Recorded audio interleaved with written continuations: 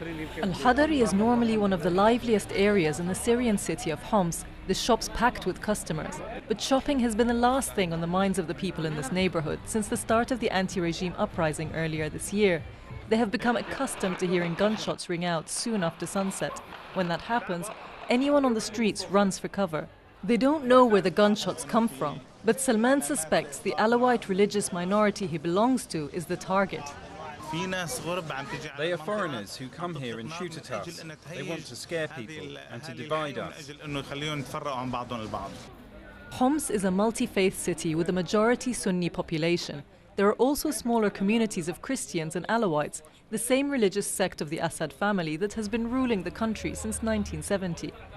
Al Hadari is predominantly Alawite, and many people here are worried what would happen to their community if the regime collapses. According to the opposition, the regime has been playing on these religious divisions for years to keep themselves in power, an accusation the government firmly denies.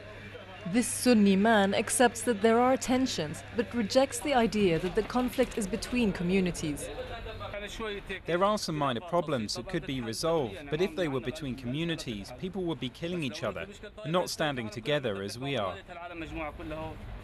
The Syrian regime often accuses armed fundamentalist groups of being behind the demonstrations, a pretext that has triggered deadly incursions by the army into several towns.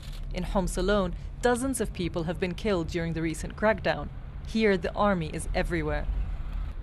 And with the community divided between pro- and anti-regime groups, clashes, killings and abductions are common. This young Alawite was kidnapped after being accused of being part of a pro-regime militia, yet he refuses to believe that religious differences are to blame.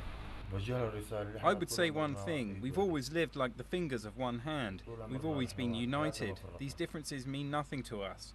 I hope things will go back to how they were, and even better than before. Despite the political deadlock and repression in Syria, it would seem that the country has not descended, at least not yet, into sectarian conflict.